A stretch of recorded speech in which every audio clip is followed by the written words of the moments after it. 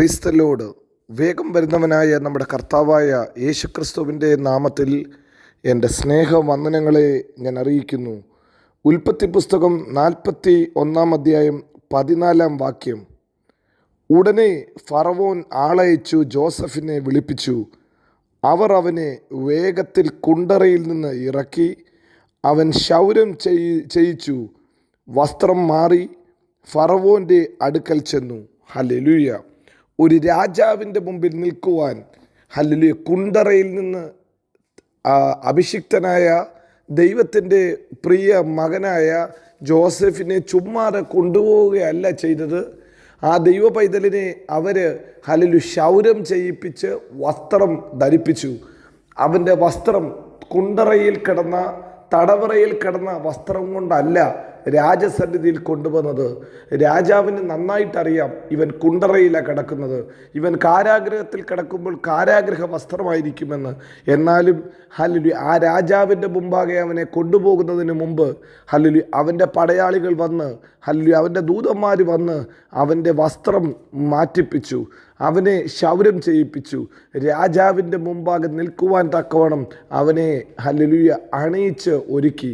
ഇന്ന് രാവിലെയും പ്രിയ ദൈവമക്കളെ, നമ്മളോട് പരിശുദ്ധ ആത്മാവ് പറയുന്ന ഒരു ദൂതും അതുതന്നെയാണ്. നാം രാജാവിൻ്റെ മുമ്പിൽ നിൽക്കണമെങ്കിൽ രാജാവ് ഒരുക്കുന്ന ഒരു വസ്ത്രമുണ്ട്, രാജാവ് ഒരുക്കുന്ന ഒരു വേഷവും സംവിധാനവുമുണ്ട്. നാം അതിനുവേണ്ടി ഒരുങ്ങണം. ഹല്ലേലൂയ. രാജസന്നിധിയിൽ നിൽക്കുവാൻ തക്കവണ്ണം നമ്മെ ഒരുക്കുവാൻ പരിശുദ്ധാത്മാവ് തൻ്റെ ദൂതന്മാരെ അയച്ചിട്ടുണ്ട്. ഈ ലോകത്തിൽ വചനം കൊണ്ടും ഹല്ലേലൂയ കഴുകൽ പ്രാപിച്ച, ഹല്ലേലൂയ ആത്മാവ് കൊണ്ട് സ്നാനം പ്രാപിച്ച ഒരു ദൈവ പൈതലിന് ഒരു ഒരുക്കം ആവശ്യമത്രേ. രാജസന്നിധിയിൽ നിൽക്കുവാൻ, രാജാവിൻ്റെ മുമ്പാകെ നിൽക്കുവാൻ. ഇന്ന് പകൽക്കാലവും നിൻ്റെ നിലയും വിലയും മാറണമെങ്കിൽ നീ രാജാവിൻ്റെ സന്നിധിയിൽ വരണം. നിന്നെ മാനിക്കുന്ന രാജാവ് ഇന്നും ജീവിക്കുന്നവൻ അത്രേ. ഫറവോൻ ഹല്ലേലൂയ കാരാഗ്രഹത്തിൽ കിടന്ന ഒരു ജോസഫിനെ വിളിച്ചു വരുത്തി. ജോസഫിനെ നോക്കി, ജോസഫിൻ്റെ മണ്ടയ്ക്ക് പ്രീതി തോന്നിയപ്പോൾ എന്താ സംഭവിച്ചത്? തൻ്റെ കയ്യിലെ മുദ്രമോതിരം ഊരി ജോസഫിന് കൊടുത്തു. ജോസഫിനെ സകലത്തിൻ്റെ മീതെ അധികാരിയാക്കി വെച്ചു. പ്രിയരെ, ഇത് ഒരു നിഴലത്രേ. ഈ കാലഘട്ടത്തിലും നമ്മെ അതുപോലെ മാനിക്കുവാൻ നമ്മുടെ കർത്താവ് വിശ്വസ്തനത്രേ.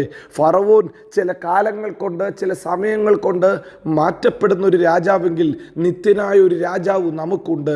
അവൻ്റെ സിംഹാസനത്തിന് ഇളക്കമില്ല, അവൻ്റെ സിംഹാസനത്തിന് ഒരു കോട്ടവുമില്ല. അവൻ ആ സിംഹാസനത്തിലിരിക്കുമ്പോൾ ഈ ഭൂമിയിൽ വാഴുവാൻ ദൈവം നമ്മെ ആക്കിയിരിക്കുന്നു. വെളിപ്പാട് പുസ്തകത്തിൽ നാം ഇങ്ങനെ വായിക്കുന്നു, നമ്മെ രാജാക്കന്മാരും പുരോഹിതന്മാരും ആക്കി വെച്ചിരിക്കുന്നു. ഈ ഭൂമിയിൽ വാഴുവാൻ നിത്യനായ ദൈവത്തിൻ്റെ സ്ഥാനാപതികളായി, ക്രിസ്തുവിൻ്റെ സ്ഥാനാപതികളായി ഈ ഭൂമിയിൽ വാഴുവാൻ ദൈവം നിയമിക്കപ്പെട്ട, ഹല്ലേലൂയ ദൈവത്താൽ നിയമിക്കപ്പെട്ട ദൈവത്തിൻ്റെ പ്രിയ മക്കളത്രേ നാം ഓരോരുത്തരും. നാം പാപത്തിൻ്റെ കുണ്ടറയിലായിരുന്നു, പാപത്തിൻ്റെ ചെളിക്കുള്ളിലായിരുന്നു. ഹല്ലേലൂയ, നാം അന്യരും പരദേശികളുമായിരുന്നു, നാം ദൂരസ്ഥരായിരുന്നു. എന്നാൽ തക്ക സമയത്ത് അവൻ ദൂതന്മാരെ അയച്ചു, വചനം അയച്ചു.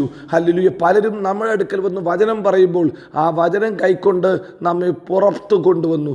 കാരാഗ്രഹത്തിന് പുറത്ത്, കുണ്ടറയ്ക്ക് പുറത്ത്, പാപത്തിൻ്റെ ചെളിക്കുണ്ടിൽ നിന്ന് പുറത്തു കൊണ്ടുവന്ന് നമ്മെ അണിയിച്ചൊരുക്കി. വചനമാകുന്ന ഹല്ലേലൂയ ആ നല്ല വെള്ളം നമ്മെ കഴുകി. പരിശുദ്ധ ആത്മാവ് നമുക്ക് സ്നാനം തന്ന് നമ്മെ രാജസന്നിധിയിൽ നിർത്തുവാൻ ബലപ്പെടുത്തും. ഈ പകൽക്കാലവും കർത്താവ് നിങ്ങളോട് ചോദിക്കുന്നു, നിങ്ങൾ ഒരുങ്ങിയിട്ടുണ്ടോ? നിങ്ങളുടെ വസ്ത്രം കഴുകി വെളിപ്പാക്കിയിട്ടുണ്ടോ? രാജസന്നിധിയിൽ നിൽക്കുവാൻ നിങ്ങൾക്ക് യോഗ്യതയുണ്ടോ? അങ്ങനെയെങ്കിൽ രാജാവിനോട് കൂടെ വാഴുവാൻ അവൻ നിങ്ങൾക്ക് വരം നൽകും. രാജാവിനോട് കൂടെ ഇരിപ്പാൻ നിങ്ങൾക്ക് വരം തരും.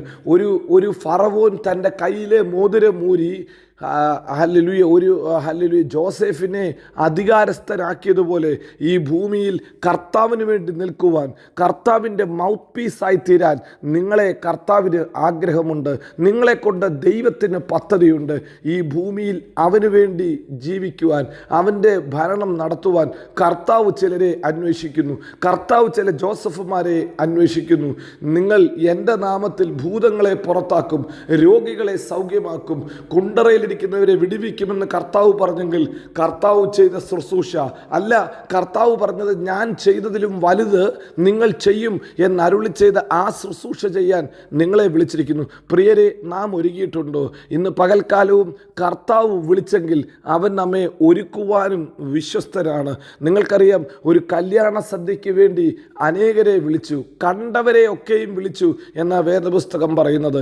കണ്ടവരെ ഒക്കെയും, യോഗ്യതയുള്ളവരെ കഴിവുള്ളവരൊക്കെ തള്ളപ്പെട്ടപ്പോൾ ഒരു യോഗ്യതയുമില്ലാത്ത വഴിയിൽ കണ്ട, അല്ലെങ്കിൽ ചന്തസ്ഥലത്ത് കണ്ട, വഴിയരികിൽ കണ്ടവരെ ഒക്കെയും അവൻ വിളിച്ചു. ഇന്ന് പകൽക്കാലം ദൈവത്തിൻ്റെ വചനം സകല മനുഷ്യരെയും വിളിക്കുന്നതത്രേ. പക്ഷേ ഒരു കാര്യമുണ്ട്, വിളിക്കുന്ന ദൈവം നിനക്കൊരു വസ്ത്രം തരും. അവൻ്റെ കല്യാണശാലയിൽ പ്രവേശിക്കുവാൻ നിന്നെ യോഗ്യതയുള്ളവനാക്കി തീർക്കുന്ന ആ കല്യാണ വസ്ത്രം. പ്രിയരെ, ഇന്ന് പകൽക്കാലവും കർത്താവ് ചോദിക്കുന്നു, നീ ഒരുങ്ങിയിട്ടുണ്ടോ? നിന്റെ വസ്ത്രം നീ ധരിച്ചിട്ടുണ്ടോ? നിന്നെ കൊള്ളാവുന്നവനാക്കി നിർത്തുവാൻ ദൈവത്തിന് പദ്ധതിയുണ്ട്. നിന്നെ അനുഗ്രഹിപ്പാൻ, നിന്നെ സകലത്തിന് മേലെ അധികാരിയാക്കി വെക്കുവാൻ ദൈവത്തിന് പദ്ധതിയുണ്ട്. ഇന്ന് പകൽക്കാലം ഒന്ന് ഏൽപ്പിച്ചു കൊടുക്കുമോ? വചനത്തിൻ്റെ മുമ്പാകെ പരിശുദ്ധാത്മാവിൻ്റെ കയ്യിലേക്ക് ഒന്ന് ഏൽപ്പിച്ചു കൊടുക്കുമോ? അങ്ങനെയെങ്കിൽ ഇന്ന് പകൽക്കാലവും കർത്താവ് തൻ്റെ മഹത്വം നിങ്ങളിലൂടെ വെളിപ്പെടുത്തും. നിങ്ങളെ അവന് കൊള്ളാവുന്നവരാക്കി തീർക്കും. നിങ്ങളെ രാജാക്കന്മാരും പുരോഹിതന്മാരുമാക്കി തീർക്കും. അവൻ ആളയച്ച് വിടിവിക്കുന്ന ദൈവമത്രേ. അവൻ കഴുകുന്ന ദൈവമത്രേ. അവൻ വെടിപ്പാക്കുന്ന ദൈവമത്രേ. അവൻ കല്യാണ വസ്ത്രം ധരിപ്പിക്കുന്ന ദൈവമത്രേ. അവൻ വിശ്വസ്തൻ, വാക്കുമാറാത്തവൻ. നമ്മെ എല്ലായിടത്തും എല്ലായ്പ്പോഴും ക്രിസ്തുവേശുവിൽ ജയോത്സവമാക്കി നടത്തും. God bless you. Amin, Amin.